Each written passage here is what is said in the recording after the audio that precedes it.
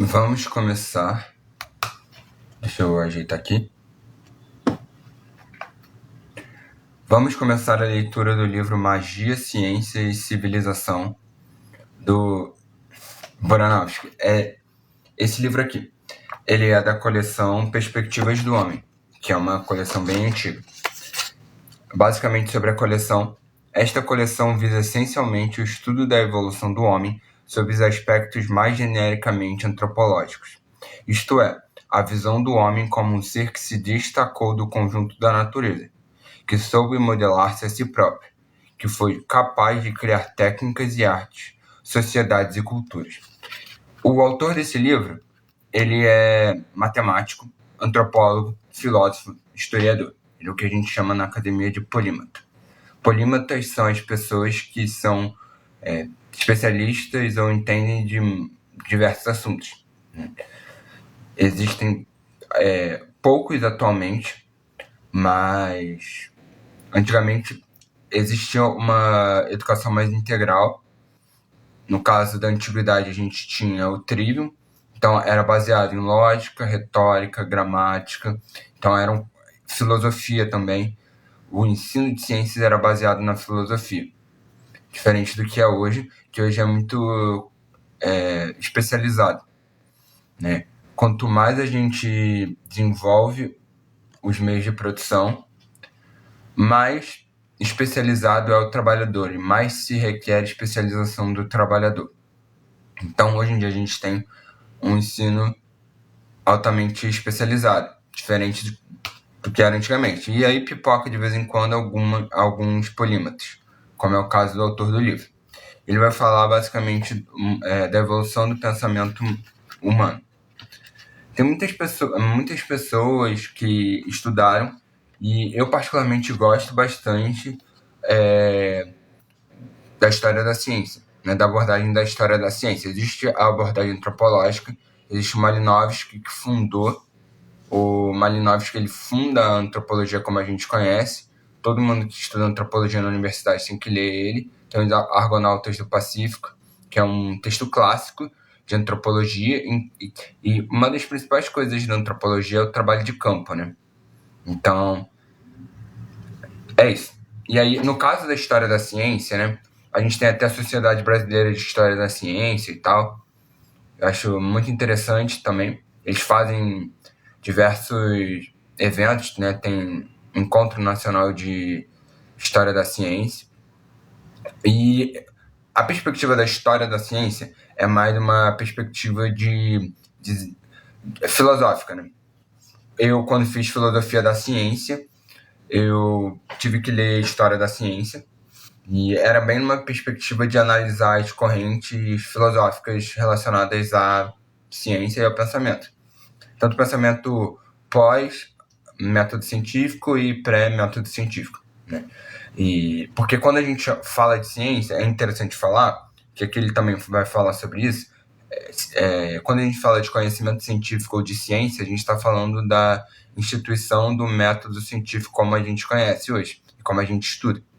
Então, interessante pensar isso, porque não necessariamente o que veio antes do método científico não é ciência, né? Existem vários pressupostos teóricos e filosóficos mesmo, anteriores à ciência moderna, que nasce com Descartes, Galileu, Newton e Francis Bacon, que as pessoas dizem que também é científico. Dizem que foi um erro da ciência moderna ter perdido isso.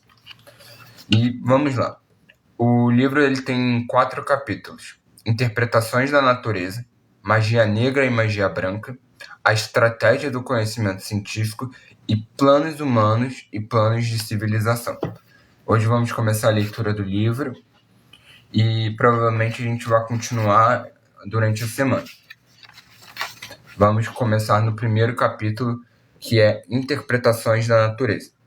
Apesar do seu título nada convidativo, proponho que se debata aquilo que se parece serem as questões contemporâneas, designadamente o lugar da ciência no campo global do conhecimento e dos valores humanos, visto que temos que os reformular no decurso deste século. chama isso uma questão contemporânea. Na verdade, penso que se trata da principal questão contemporânea. Ao mesmo tempo, devo dizer que considero desde já intemporal o problema do lugar que a ciência ocupa no pensamento humano e na ação humana. Então, existe uma centralidade da questão da ciência. Ora, pode-se parecer estranho que se diga ao mesmo tempo que é uma coisa, é uma questão muito acesa, atual, contemporânea e nova, e todavia afirmar que ela é universal e intemporal. Ele está dizendo que é uma questão atual, discutir a ciência, mas ela é atemporal, ela é todo o tempo, né? Ela é extremamente atual, ao mesmo tempo que ela também é intemporal. Então, ele vai destacar o papel central da discussão sobre a ciência, porque a ciência é o modo como nós produzimos conhecimento hoje em dia. Também precisamos falar da ciência. Deixa eu ver. Mas parece-me de maior importância compreender que ambas aquelas afirmações são verdadeiras, de ser um problema contemporâneo e intemporal. No que diz respeito à explosão da ciência na civilização ocidental, aconteceu qualquer coisa que é nova e, todavia, permanente e irreversível.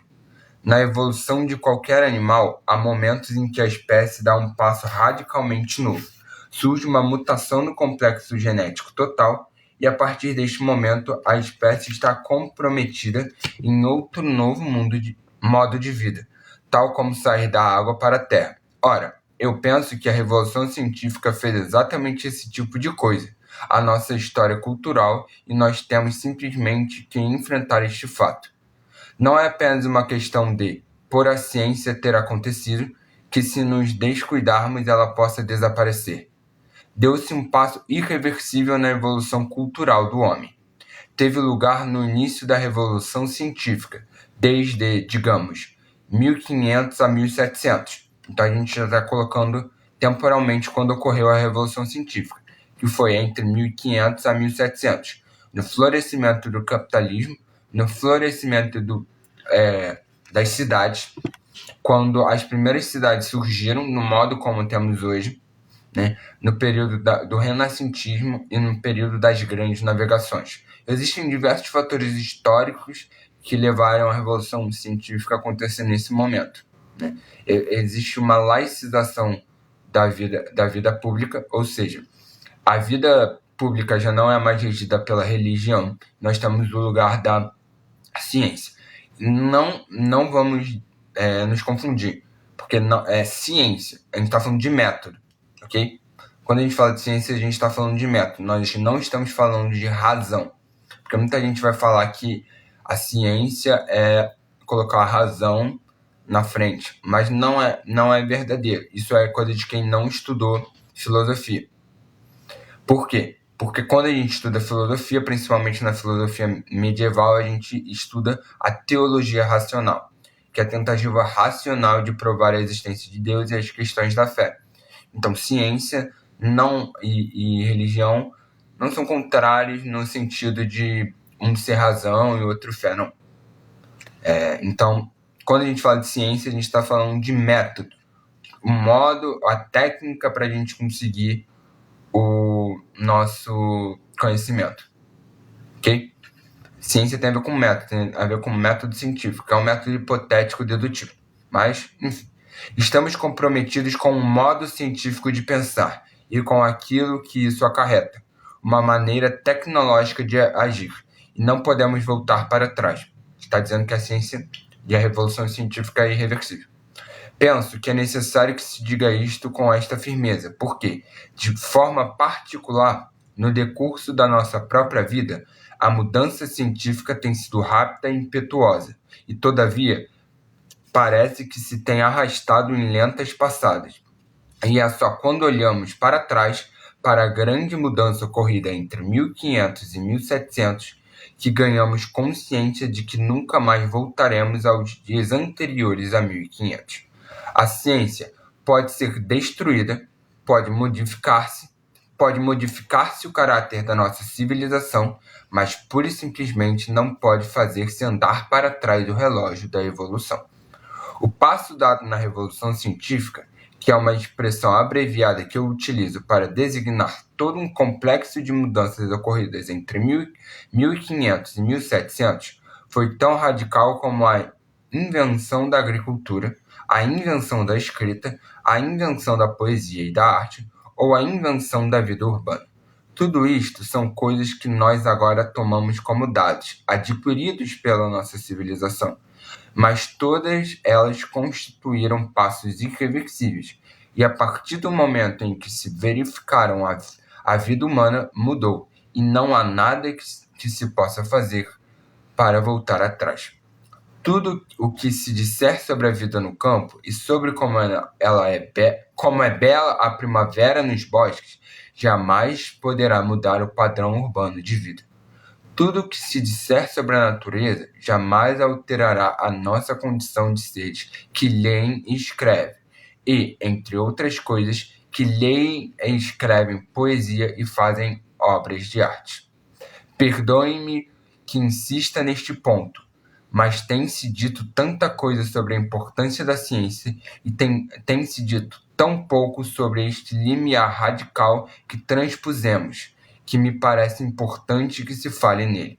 Na verdade, roubei há alguns anos uma frase sobre este assunto, fato que tenho agora o prazer de confessar, porque quando a roubei, mais ninguém a citou, de modo que me pareceu perfeitamente razoável apropriar-me dela.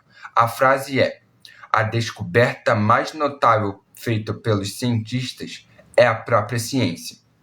E o meu amigo Gerard Piel, que foi quem deixou cair em conversa Gerard Piel, que foi quem deixou cair em conversa esta desapercebida ninharia, nunca a reclamou. Mas agora que verifico que ela está a ser citada por outras pessoas, talvez a justiça mande que eu confesse sua origem. Pois bem, se isso é verdade, então é evidente que, tal como a vida urbana, tal como a escrita e a poesia, tal como a agricultura, aquilo que nos aconteceu é qualquer coisa que transforma completamente a nossa perspectiva sobre o resto do mundo, e em particular a relação entre o homem e a natureza. É este essencialmente o tema de que me vou ocupar neste volume e a razão por que dou ao meu primeiro capítulo o título de Interpretações da Natureza. Porque a ciência representa, por um lado, uma interpretação humana muito geral e antiga, e, por outro lado, uma interpretação especial, e é esta distinção que devemos fazer. Mas, se na verdade a diferença é tão radical como eu disse, então seja o que for que se diga sobre a segunda lei da termodinâmica, não vai realmente sanar esse tipo de fosse que foi descrito. Gostando como gosto de Charles Snow, devo dizer que, no entanto, que me parece um pouco patético que se ande de um lado para o outro com uma pequena trolha e um pouco de gesso fingindo que se podem reparar as fendas que existem entre uma maneira antiga de pensar e uma maneira nova de pensar, ensinando às pessoas a segunda lei da termodinâmica, ou, se já lestes a segunda edição, que se ponha de lado a segunda lei da termodinâmica e se passe a elaborar sobre a biologia molecular. Não é tão simples como isso, não só para os não-cientistas, como também para os cientistas. Há um perigo muito grande de que os próprios cientistas, que se tornam cada vez mais numerosos, renunciem à tarefa de tentar formar uma perspectiva humana global e se contentem simplesmente em recuar para suas especialidades. Ou seja, os cientistas tendem a se especializar, pensar em suas especialidades, sem pensar o fazer científico. De modo que, embora eu esteja naturalmente com Charles Snow, enquanto cientista profissional, a lançar as culpas sobre todos aqueles literatos que não estudam biologia molecular, também devo confessar que aos cientistas cabe uma pesada e, do meu ponto de vista, uma crescente responsabilidade de agora em diante pelo fato de patentearem as implicações humanas não apenas daquilo que fazem, mas da sua maneira de pensar. Ou seja, você não deve pensar só sobre a biologia, sobre a física, sobre a química, mas também sobre a ciência em si, ok? O modo como rege a nossa ciência. E se quiser dispensar num título alternativo, poderei substituir o título do livro e do capítulo. A maneira científica de pensar é uma maneira humana de pensar. E esta a tornar-se para nós a única maneira humana que podemos tratar como disciplina unificadora. Se a ciência provocou uma ruptura tão radical durante os últimos 300 e tal anos, se é agora necessário estabelecer uma perspectiva sobre o homem e a natureza, que assente nesta perspectiva científica duas questões simples que se levantam. A primeira é: as revoluções são realmente assim tão intelectuais? E a segunda: somos realmente únicos na tentativa de construir um sistema unitário do mundo? Consideramos a primeira questão em primeiro lugar. Ao escrever a introdução para uma edição de Sêneca, T.S. Eliot tem uma frase deliciosa: poucas são as coisas que podem acontecer a uma nação que sejam mais importantes do que a invenção de uma nova forma de pensar. É uma observação surpreendente e, todavia, não é completamente destituída de validade. Parece-me que ela se encaixa perfeitamente nesse contexto, porque temos na realidade que enfrentar o fato de que, ao fim e ao cabo, as grandes revoluções humanas são revoluções intelectuais. O que aconteceu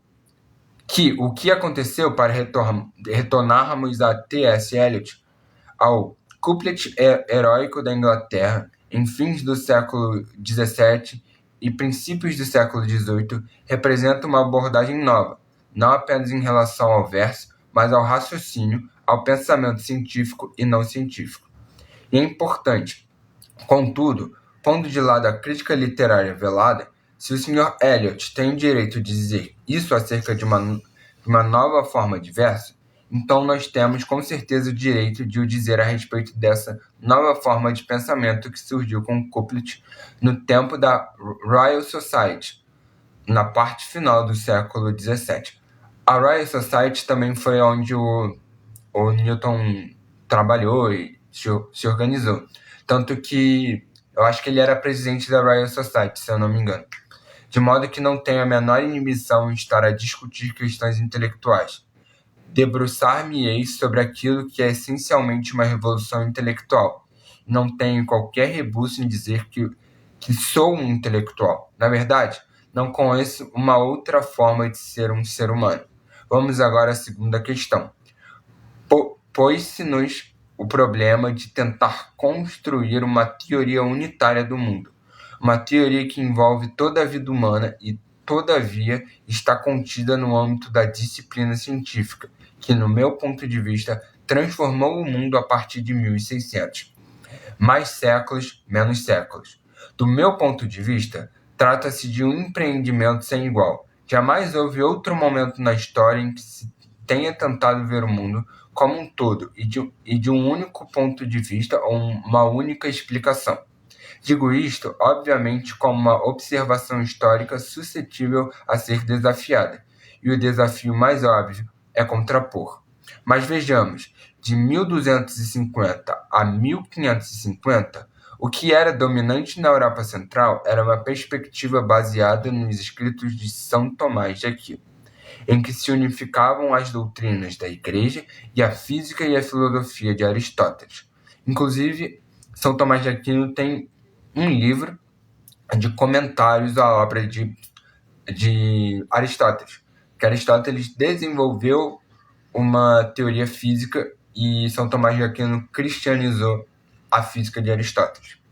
Não é verdade que isso tinha como objetivo, em certo sentido, conseguir uma única perspectiva unitária acerca do mundo? Ou seja, São Tomás de Aquino também não queria unificar as visões de mundo? Não creio que isso seja verdade.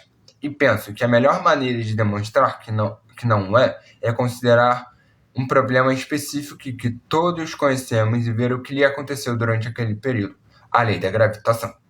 O que ele vai falar? Ele vai dizer que não existia nenhuma tentativa de ter uma visão unificada do mundo, e ele vai falar isso com a teoria da gravitação. Quando Newton publicou os Principia, em 1687, que eram princípios matemáticos da filosofia natural, que é o grande livro dele, onde ele apresenta a teoria da gravitação, foi uma sensação, não só entre os cientistas, mas também entre todas as pessoas pensantes, que reconheceram de imediato que o mundo tinha sido reorganizado. Alexandre Pope, utilizando o couplet heróico que mencionou, disse: "A natureza e as leis da natureza jazem ocultas em noite. Deus disse, faça-se Newton, e tudo se fez luz." E era isso que as pessoas sentiam realmente. Bentley, o mestre de Trinity, o maior figurão da Igreja da Inglaterra daquela época, disse que foi por isso que tinha pedido a Newton autorização para pregar sobre a lei da gravitação, como derradeiro e supremo exemplo da lei divina. Contudo, pouco faltou para os Principia não fossem publicados, visto que se baseavam em grande medida na afirmação de Newton de que a força da gravitação obedecia à lei de quadrados inversos. Levantou-se uma discussão entre Isaac Newton e Robert Hooke. Para quem estudou física no ensino médio, Hooke é aquele da lei de Hooke, da força elástica. Hooke disse que gostaria que no prefácio se mencionasse que ele também tinha pensado na lei da razão inversa dos quadrados. Newton, com aquela grandeza peremptória que tinha sempre que se encontrava numa posição inexpugnável, disse: "Insista e eu não publicarei", de modo que Hooke não é mencionado. Estamos agora a falar dos anos de 1680, e parece estranho que estejamos a discutir sobre o que o Sr. Robert Hooke ou o Sr. Isaac Newton foram realmente aquela pessoa, entre um grande número de outras pessoas que arbitrou que a força da gravitação entre duas massas diminui na razão inversa do quadrado da distância. Porque, se nos recordamos por momentos daquela cena famosa ocorrida em 1666, num jardim de uma casa de campo, quando Newton era rapaz, foi quase casual o fato de a lei ser na razão inversa do quadrado. Que Newton fez realmente no jardim de casa do campo foi calcular o que aconteceria se a força da gravitação chegasse à Lua. Por outras palavras, em 1666, o problema não era a forma da lei da gravitação, mas a mera noção de que ela chegava à Lua. Deu-se em seguida o salto muito mais ousado de Newton, que ela chegava ao Sol e ia além. O que acontece?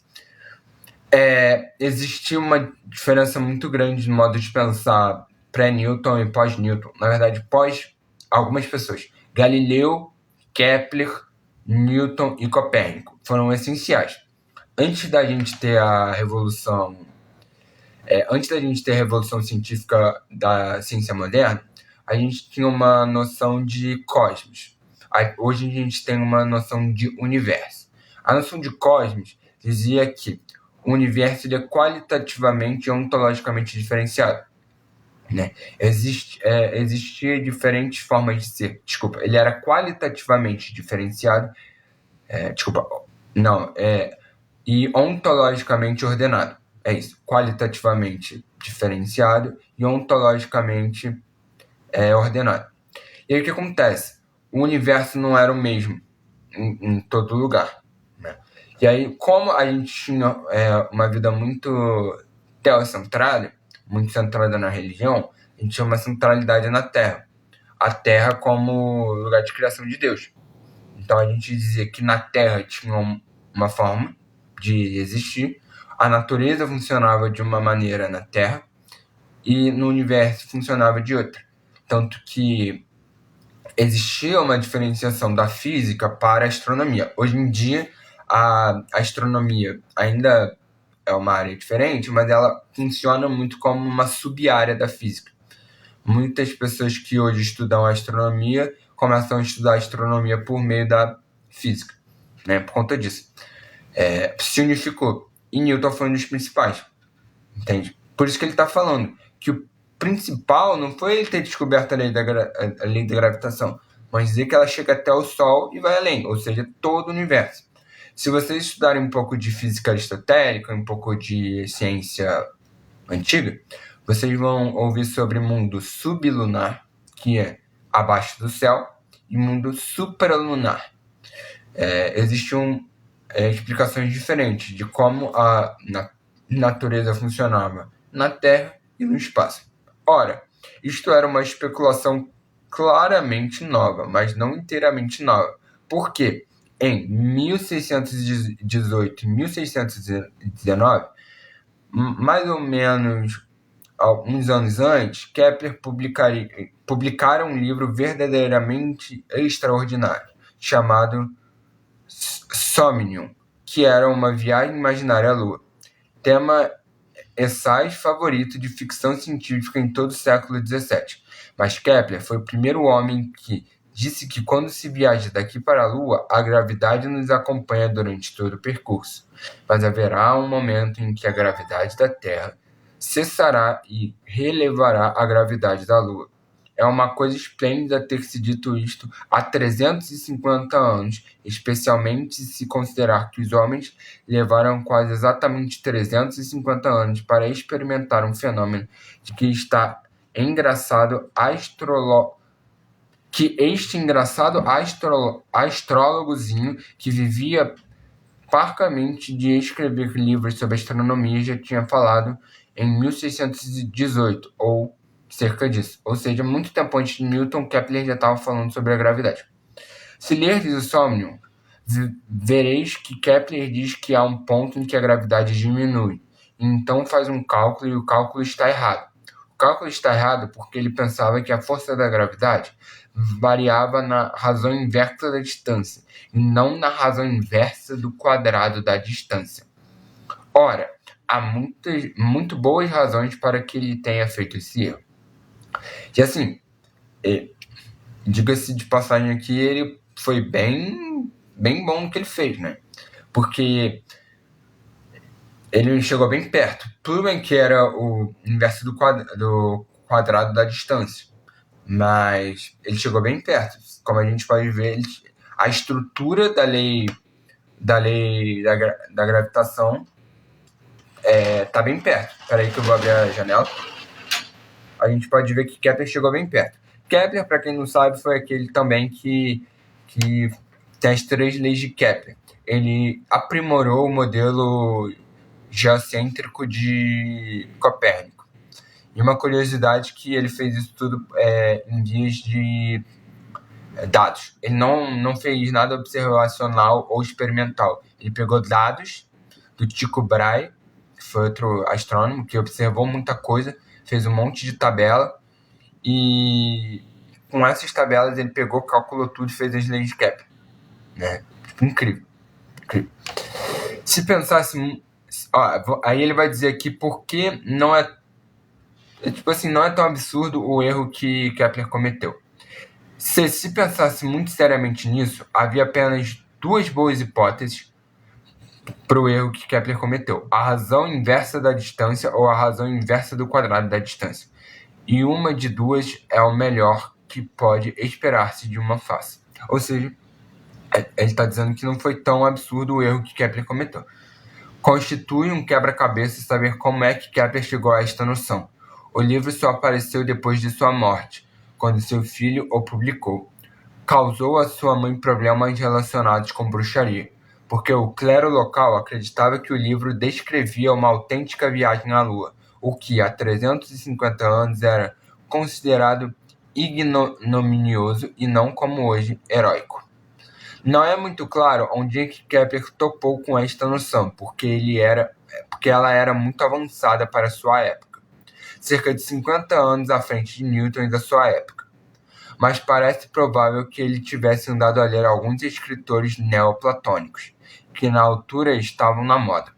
Entre esses neoplatônicos ele leu Nicolau de Cusa, que disse algo sobre o fato de que as massas dos corpos deviam atrair-se umas às outras.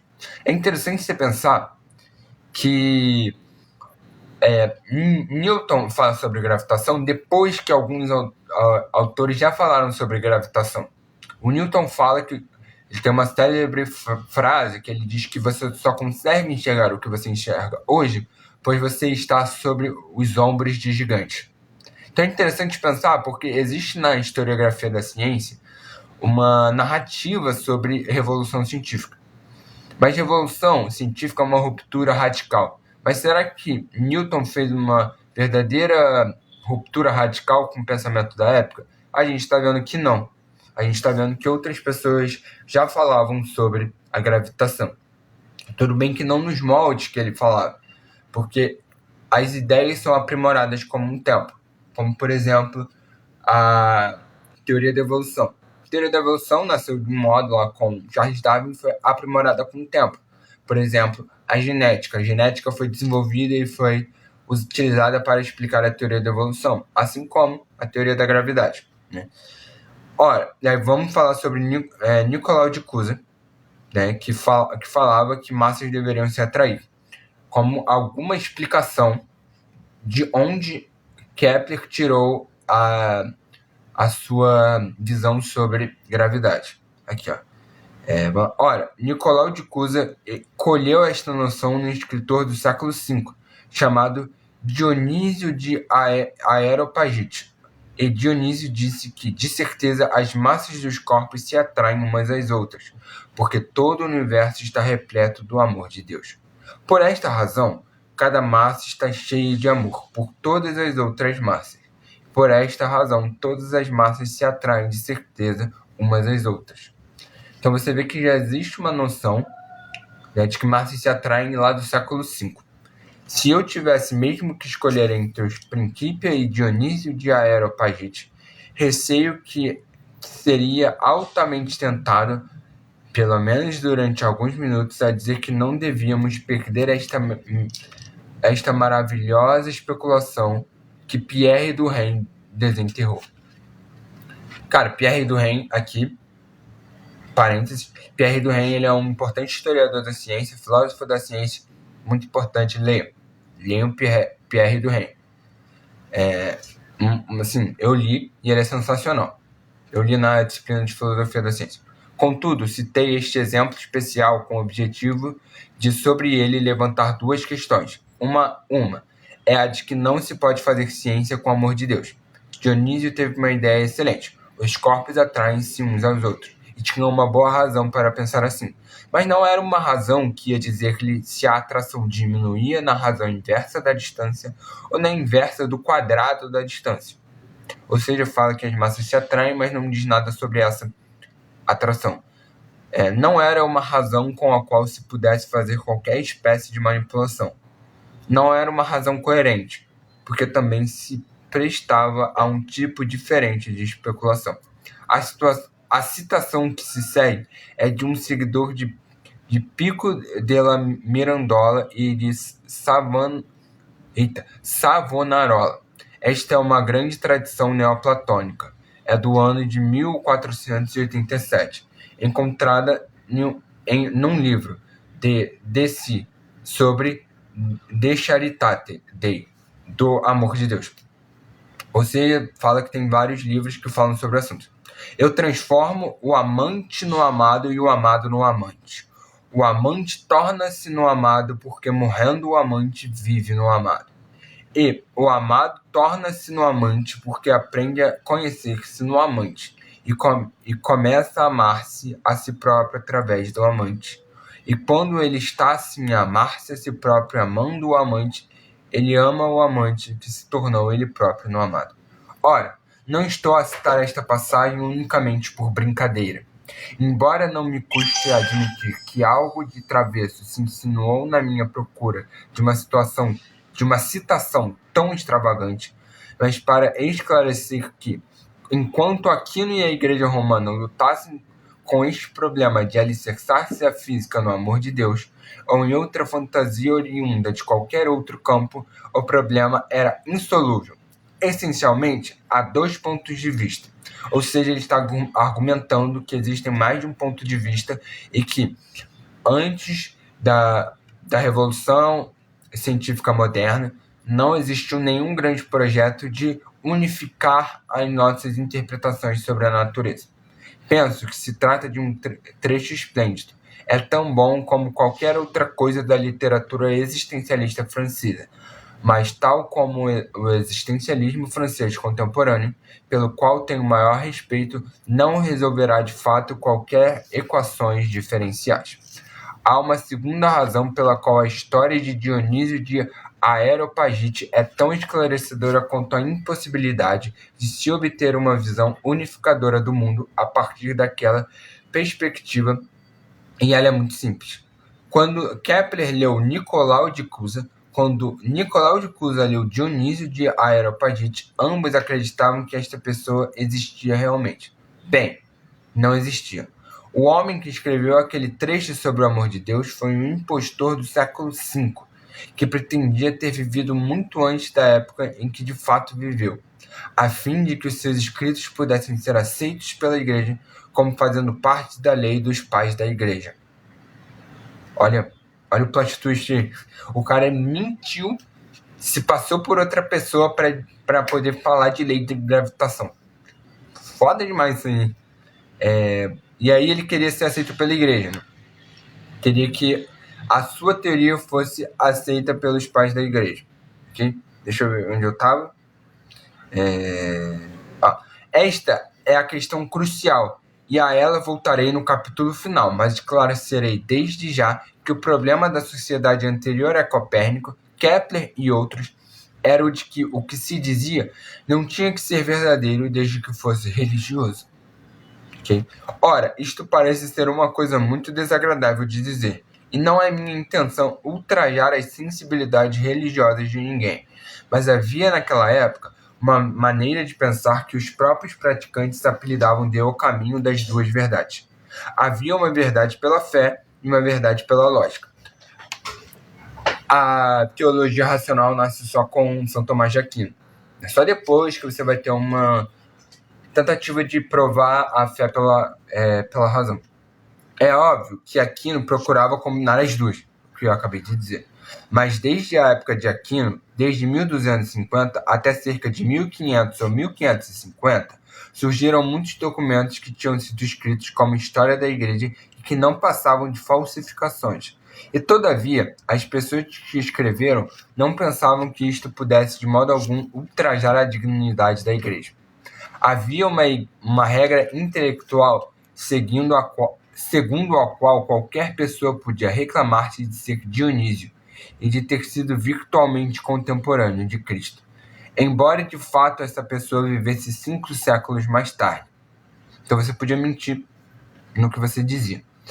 E foi esta dicotomia que, na minha opinião, tornou impossível que naquela época se concebesse uma visão unitária do mundo. Fiz esta assaz longa digressão, porque penso que a gravitação e o amor de Deus são, uma e outra, assuntos simplesmente maravilhosos, mas também porque quero esclarecer que, se de fato não foi possível, mesmo na obra de Aquino, estabelecer uma tentativa aproveitável no sentido de uma visão unitária do mundo, então estou justificado quando afirmo que é isso que estamos a fazer agora, e que se trata de uma tentativa única e muito difícil. É muito mais fácil dividir a perspectiva que se tem do mundo em duas metades. Dizer que se sabe que isto pertence à metade cotidiana e que aquilo pertence à metade dominical. Isto pertence à maneira como eu tenho que trabalhar, mas isto constitui conjunto de convicções que norteiam a minha vida. Chama esta visão dividida uma visão mágica da natureza. Uma visão mágica da natureza e do homem. E foi por isso que chamei a estes ensaios Magia, Ciência e Civilização. A minha definição de magia é muito simples. É um ponto de vista que há uma lógica de vida cotidiana, mas que há também uma lógica de um outro mundo. Ou seja, existe uma lógica transcendente para a explicação, no caso da magia. E é essa outra lógica que opera de um modo diferente.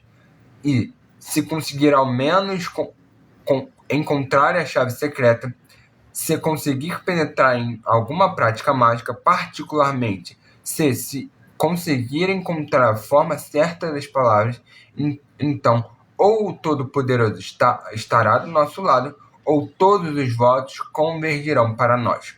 Ou as pessoas acreditarão que, pelo fato de chamarmos paz, não se trata da mesma palavra de guerra. E todas essas outras coisas que Orwell retratou com tanto brilho, mas que na verdade se reconduzem sempre à mesma coisa: tentar dominar o mundo e particularmente as opiniões das outras pessoas, através de uma fórmula outra que não a verdade. Nestes ensaios, conferi um lugar de destaque ao conceito de magia, porque estamos realmente num momento crucial. A partir da própria ciência tem se desenvolvido uma magia nova.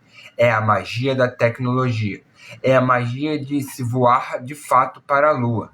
No final das contas, tal como o professor Franklin Ford, de Harvard, disse com tanta elegância, observar pessoas em órbita é hoje o mais popular desporto ao ar livre dos Estados Unidos. E o que isso tem de esplêndido?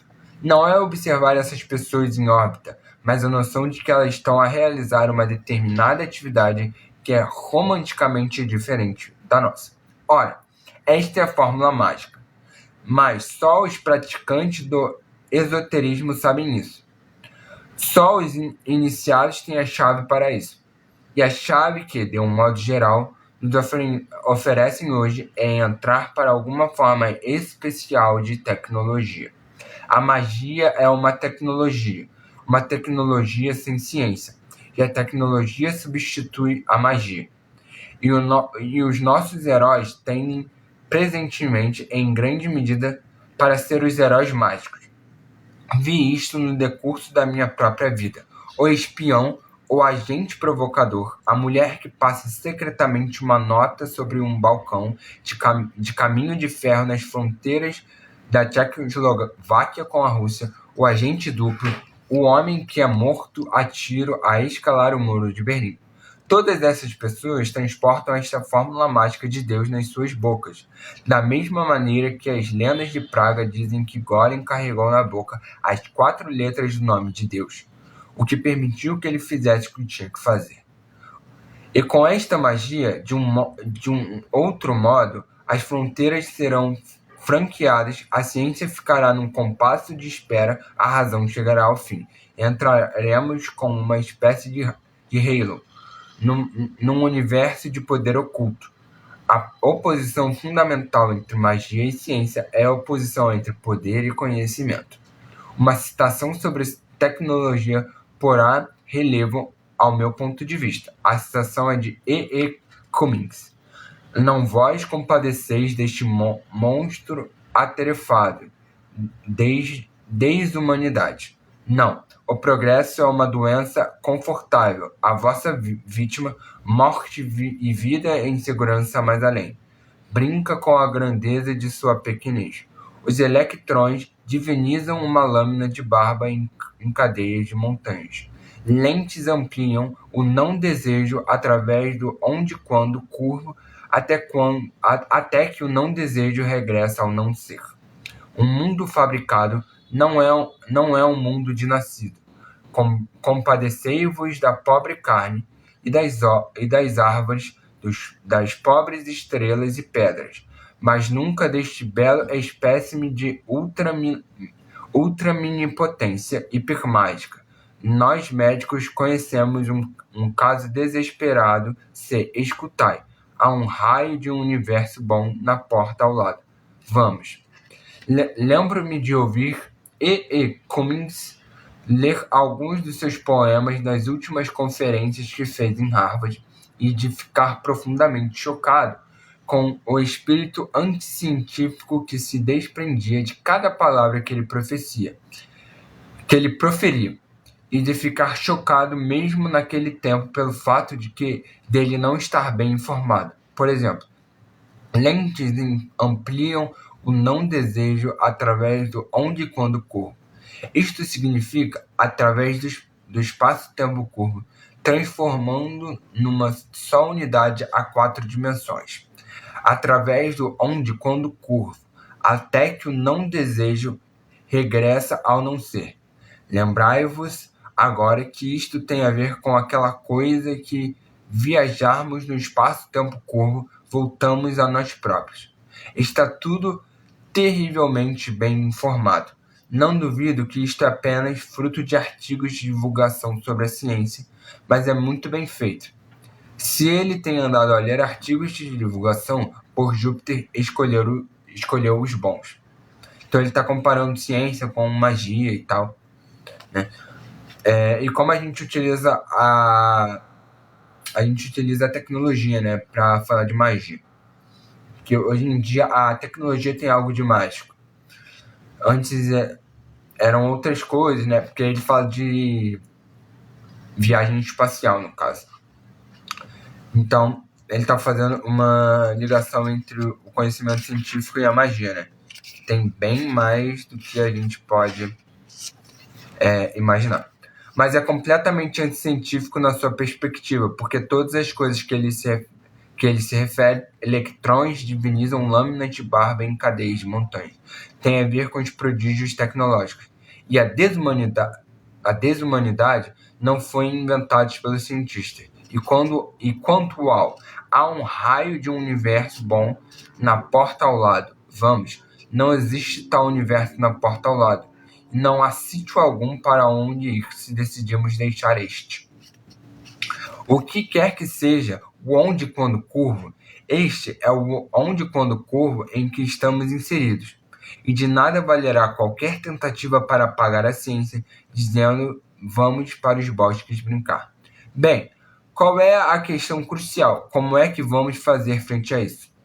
Cá estamos nós no fim deste longo panorama. Copérnico destronado, o homem do centro do universo. Wöhler mostrando que as moléculas orgânicas não são diferentes das moléculas inorgânicas. Darwin mostrando que o homem pertence à árvore da evolução dos outros animais. Freud, Einstein. Vós próprios podeis completar a lista. Ele fala de pessoas, grandes cientistas, que mudaram o modo de vermos o mundo. Cá estamos neste momento. Como vamos nós sanar esta brecha entre o homem e a natureza, para a qual apontam pessoas como E. Cummings, que elas sentem?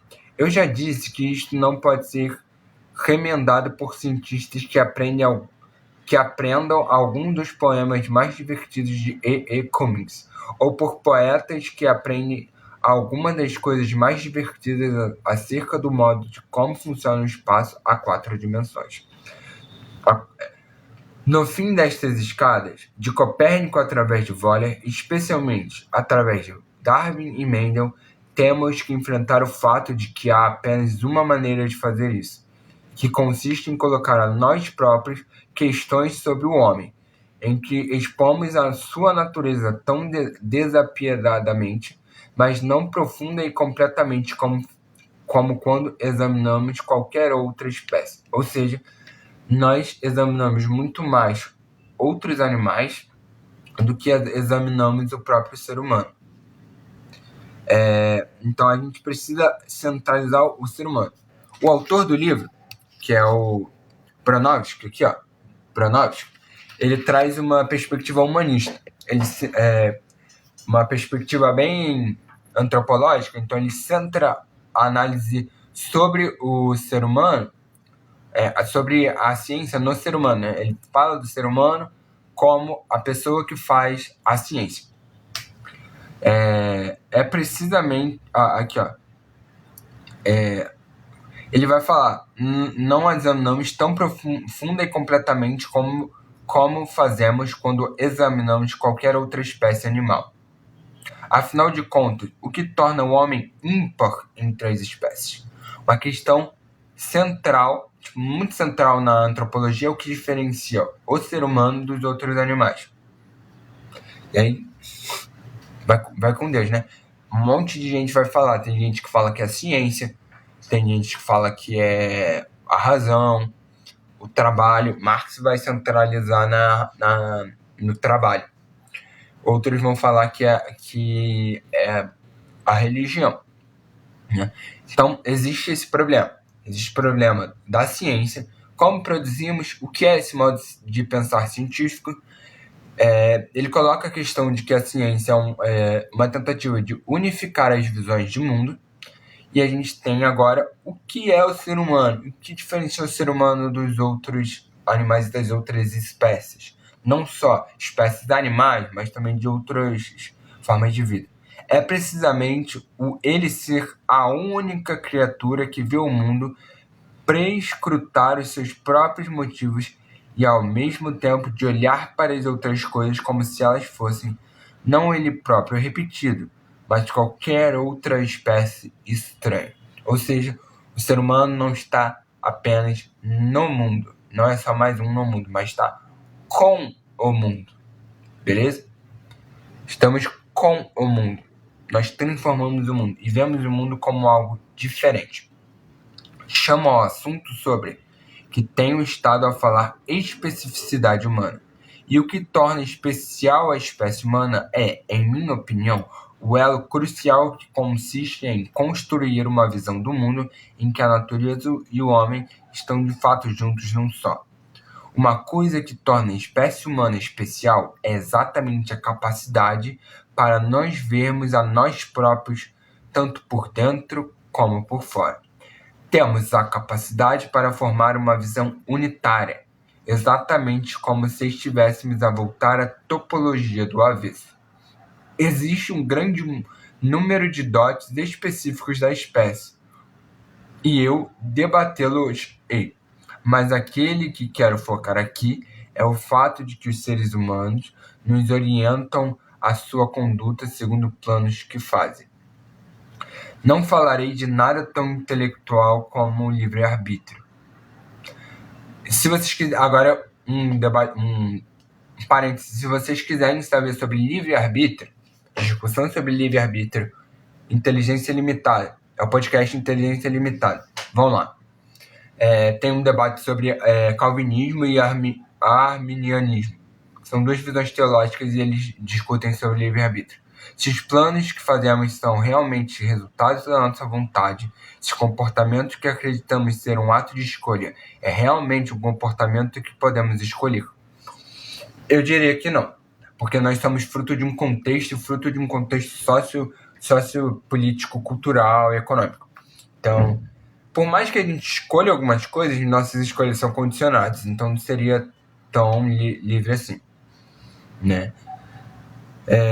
E também existem imposições materiais. O liberalismo fala que a liberdade é a ausência de impedimentos formais, impedimentos de lei ou de regras, mas sempre nós temos outros impedimentos fora dos impedimentos formais.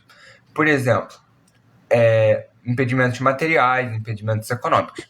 Por isso que o liberalismo fala que é um Estado mínimo, porque eles querem menos imposições formais. Quanto menos Estado, menos leis, menos regulação, menos impedimentos formais. Mas aí, no caso, os antiliberais eles vão falar que a liberdade é a garantia de fazer alguma coisa. Como eles querem a garantia de alguma coisa, eles querem que alguma instituição, como o Estado, garanta que você vai ter alguma coisa. Por isso que eles defendem a liberdade como garantia de direito. Isso é um parênteses aqui sobre liberdade. Que não é o caso aqui do livro, mas temos que nos concentrar em algo mais simples e mais direto. E que é o sermos a espécie que orienta a sua conduta segundo escolhas planejadas. Pode ser que quando as pessoas se reúnem certa noite, o façam em virtude de uma interação molecular elaborada, a que nós só chamamos planos. Isso é, de fato, uma questão que não tem qualquer interesse. É uma questão metafísica que não tem nada a ver com uma análise empírica de como os seres humanos se comportam, porque o fato em questão é que elas estão ali naquela noite porque planejaram estar ali naquela noite. E fizeram estes planos tendo em mente um objetivo perfeitamente consistente, com uma teleologia que estava realmente orientada para aquela hora, para aquela noite, para aquele lugar. Isso é interessante porque Marx vai definir que O que caracteriza o trabalho humano é o planejamento. A gente consegue planejar na nossa mente e a gente muda a natureza de acordo com os nossos planos. E a gente planeja para além do natural, para além do nosso instinto. Ele fala que a gente é o único animal que vai além dos instintos naturais. A gente planeja as coisas que a gente vai fazer. Todo trabalho é fruto de um planejamento. Então, assim, ele não está sozinho nisso, né? O autor não está sozinho nessa argumentação. Não discutirei quaisquer questões metafísicas sobre se aquele mecanismo é ou não como o de uma máquina, porque me parecem questões que nada têm a ver com a forma como nós nos comportamos. Preocupa-nos demasiado tempo com questões acerca de como o mecanismo funciona de fato a um nível que nós não somos capazes de analisar. Em vez de nos interrogarmos sobre qual o comportamento que distingue o conjunto de organismos de outros, a gente tenta muito entender como funciona, né, como o mecanismo humano funciona, sem tentar entender como o ser humano se diferencia dos outros animais. Então isso é uma coisa interessante de pensar. Os ratos distinguem-se dos besouros não só pela sua fisiologia, mas também por padrões de comportamento perfeitamente bem compreendidos. É o que ele disse, os animais são mais bem compreendidos do que o ser humano. Todos os seres humanos se distinguem dos ratos não só pela sua fisiologia, mas também por uma forma de comportamento relativamente ao qual o plano é fundamental. A forma mais importante de planos que fomos capazes de desenvolver na prática durante os últimos anos é naturalmente o plano científico. Compreendemos o mecanismo segundo o qual os objetos inanimados funcionam muito melhor do que compreendemos qualquer outra coisa. Por esta razão, inclinamo-nos a pensar que todas as ações têm que ter aquela forma de mecanismo. Mas onde é que entram os valores? Onde é que entram os outros aspectos de contato? Direi, em primeiro lugar, que isto não é uma descrição correta da ciência tal como é levada a feito pelos seres humanos. É, em segundo lugar, que quando se observa a forma como os seres humanos fazem plano, então as estratégias de longo prazo, tais como a ética, os valores e outras formas de comportamento, tornam-se absolutamente cruciais na determinação de como elas modelam as suas vidas. Então ele fala que existem coisas que são humanas, né, que vão determinar o modo como fazemos planos, como a ética e os valores. São coisas socialmente construídas, né? Queiram ou não, são socialmente construídas. A ética, a gente pode até pensar numa ética e valores universais, mas não existe, assim, cada sociedade vai ter uma coisa diferente, né? Por exemplo, a gente vai ter a sociologia do direito, por exemplo, dizendo como a relação entre cultura e direito, cultura e lei. É uma coisa bem interessante, se vocês quiserem. Uma coisa bem interessante é o Durkheim. Eu particularmente não sou tão fã assim da metodologia, mas ele tem algumas coisas muito interessantes. O Emile Durkheim fala muito sobre o processo de socialização e sobre os fatos sociais. Os fatos sociais são coisas que exercem uma coerção, uma violência sobre o indivíduo quando ele não segue esses fatos sociais. Por exemplo, existem uma série de normas existe o direito formal, né, as leis formais e as leis de costumes, que são os fatos sociais, né? Isso vai influenciar o modo como planejamos nossa própria vida. Então, assim, você vê que o texto é muito bem fundamentado e tem diversos autores que corroboram para as ideias que são apresentadas aqui. Em resumo, em primeiro lugar, a ciência não é uma atividade dissociada, independente e vazia de valores, que pode ser levada a feito separadamente do resto da vida humana. Isso é uma coisa interessante porque existem muitos autores, muitos pensadores, muitos autores não, muitos autores, muitos pensadores que vão seguir essa linha. O Popper é um deles. Não sei se vocês já ouviram falar, mas existe um livro muito famoso que é A Lógica da Pesquisa Científica. Né? Toda epistemologia hoje em dia, quando se fala o que é ciência, é baseado nesse Karl Popper. E ele fazia parte do Círculo de Viena, que era uma escola da filosofia do positivismo lógico. O positivismo diz que a ciência ela é o único conhecimento verdadeiro e é um conhecimento aparentemente neutro. E aí ele fala da lógica também, porque tem um viés da lógica mesmo, lógica formal. Então, tem muita gente que acredita que a ciência é algo muito formal. Os conservadores, quando eles falam sobre isso também, né? Mas o que acontece? A própria metodologia é uma coisa embutida de valores. O próprio método científico ele é embutido de valores. Outro autor aqui para vocês pesquisarem, Pierre Bourdieu, que é o principal filósofo francês assim, da história, um dos maiores sociólogos.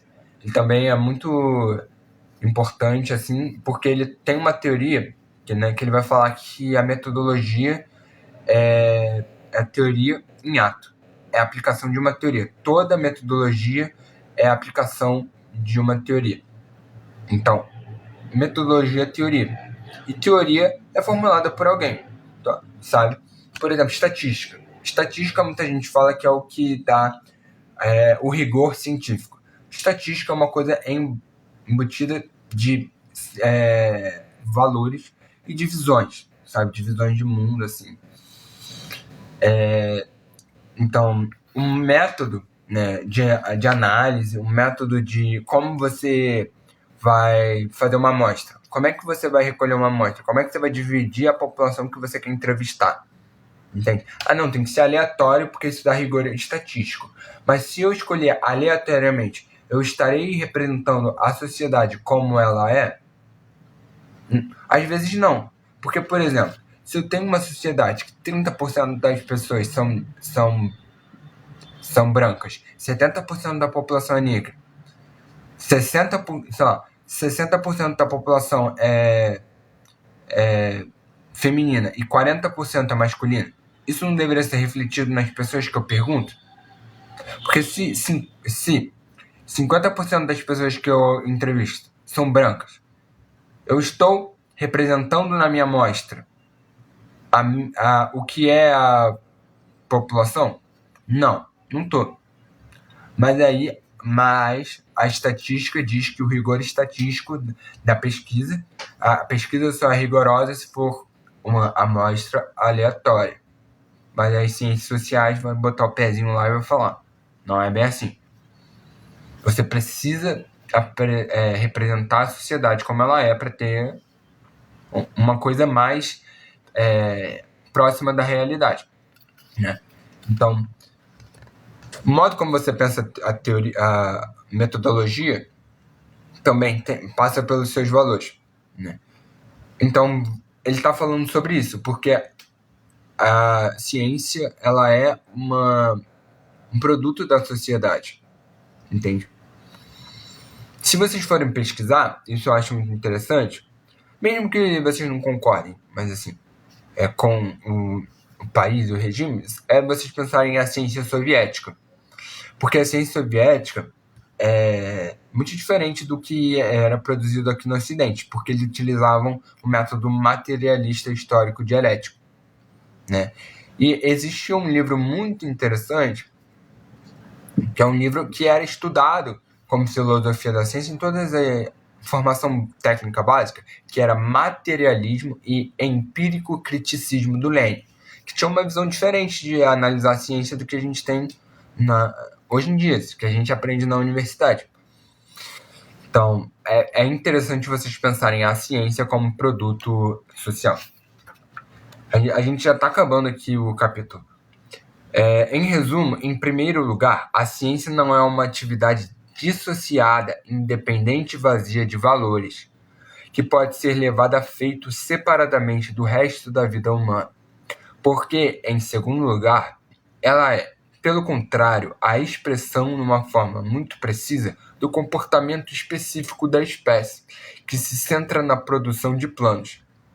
Em terceiro lugar, não há distinção entre estratégias científicas e estratégias humanas para orientar o nosso ataque a longo prazo sobre como viver e como olhar para o mundo. A ciência é uma visão do mundo baseada na noção de que podemos planejar através do entendimento. Ou seja, a ciência é a visão de que podemos planejar melhor quanto melhor conhecemos o mundo.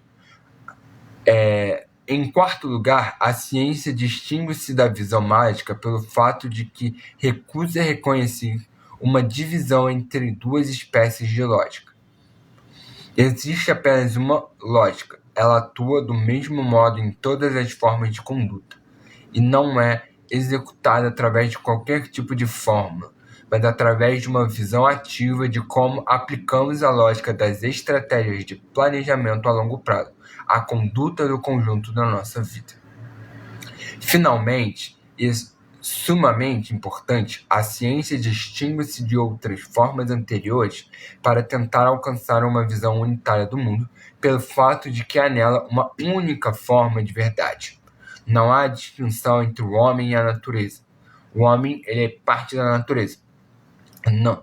Não há distinção entre lógica da magia e outras lógicas. Não há distinção entre meios e fins. Ao fim de 5 ou 6 séculos de procura da verdade através de todos os tipos de dogma, se há uma única coisa que podemos dizer que a ciência tem, que tem sido o impulso e o caminho do seu êxito, é que ela nunca disse: bem, chegamos a um bom resultado e não sejamos tão exigentes quanto à questão que lhe chamamos a razão inversa dos quadrados, ou simplesmente a razão inversa. Tudo isto é por uma boa causa, não é verdade? Ou seja, eles nunca vão dizer: chegamos num resultado bom, tá bom por aqui. Não.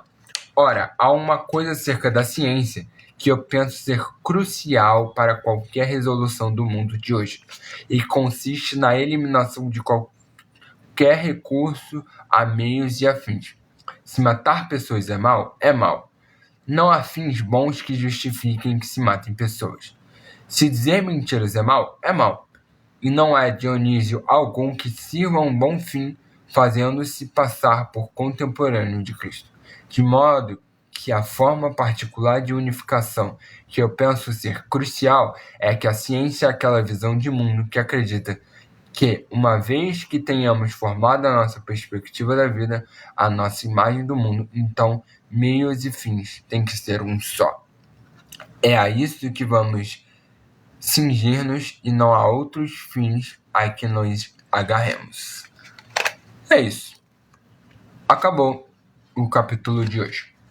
Temos outros capítulos. O próximo capítulo é magia negra e magia branca. E é isso. Acabamos por hoje. Então, resumindo, ele vai falar basicamente, resumindo aqui o que foi o capítulo. Ele vai argumentar que, diferente de outras visões de mundo, a ciência ela tenta trazer uma visão unificadora. Existe uma visão unificadora do universo, sabe? Do universo. Lembra o que eu disse? Existia uma visão de cosmos em que era qualitativamente diferenciado e ontologicamente ordenado. O que isso quer dizer? Isso quer dizer que o universo não era o mesmo em todo lugar. A física não era a mesma coisa que a astronomia. Okay? A física e a astronomia eram coisas diferentes. Existia o mundo sublunar que obedeciam certas leis e o mundo supralunar que obedeciam outras leis. E como o autor do livro argumenta, a ciência tenta unificar a visão de mundo. Ele fala uma coisa muito importante. A ciência e as teorias científicas são um processo. As pessoas trazem coisas que já foram desenvolvidas, coisas que já foram pensadas para discussão. Como, por exemplo, Newton não foi o primeiro a pensar sobre a teoria da gravidade. E nem a pensar matematicamente o que era a gravidade. Então a gente tem que pensar muito que a ciência ela é fruto da sociedade. Interessante pensar sobre o que ele fala, que a teoria da gravidade já era pensada anos antes, assim, séculos antes de Newton propor a lei da gravitação universal. E é interessante pensar que até o próprio nome da lei, que é a lei da gravitação universal, porque é uma tentativa de dizer que a lei da gravidade vale para todo o universo. Okay? E eu vou dizer uma opinião pessoal, eu sou contra a ideia de revolução científica. Por quê? Porque você não abandona totalmente as coisas. Okay? Copérnico ele é conhecido por desenvolver a teoria geocêntrica, o modelo geocêntrico. Mas existem diversas coisas que ele mantinha, alguns pensamentos que ele mantinha. Kepler atualizou um pouco, e sucessivamente foram atualizando. Mas você não muda totalmente seu modo de pensar de uma hora para outra. As teorias não mudam totalmente de uma hora para outra. Por exemplo, a física não nasceu como a física que temos. A filosofia mecanicista foi desenvolvida posteriormente, principalmente com Descartes. Descartes é um nome muito importante para desenvolver a filosofia mecanicista. Então, assim, se você for estudar a fundo o que dizia Newton, Galileu, Copérnico, Kepler, você vai ver que eles ainda trazem alguma coisa das tradições anteriores e atualizam, né? Você vai atualizando um pouco, mas assim, é a mesma coisa como a teoria da relatividade. A gente tem a teoria da relatividade, mas a gente ainda tem alguns princípios vigentes da mecânica newtoniana. A gente ainda tem a mecânica newtoniana valendo e a gente tem a teoria da relatividade. Então, se quebra um pouco o paradigma da revolução científica, né? Porque é meio isso, sabe? Tipo, e assim, a gente pensa, né, que houve uma ruptura, mas muitos historiadores da ciência vão trabalhar com o continuismo. O que isso significa? Continuismo é um paradigma do estudo da história da ciência que diz que houve uma continuação, né? Não houve uma ruptura clara e objetiva do pensamento. Tanto que existe um autor que vai argumentar, agora eu não lembro exatamente, acho que é Foundations of Modern Science, se eu não me engano, que ele vai falar, eu acho que é isso, ou tem um também, se eu não me engano, que é Foundations of, se eu não me engano, eu acho que é Foundations of Modern Science in the Middle Ages, alguma coisa assim.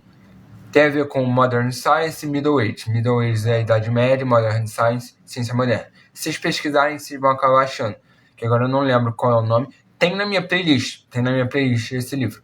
Se vocês acessarem minha playlist no perfil do TikTok, vocês vão ter a playlist Estudando os Fundamentos. Tem um vídeo lá que eu falo sobre História da Ciência, tem esse livro lá.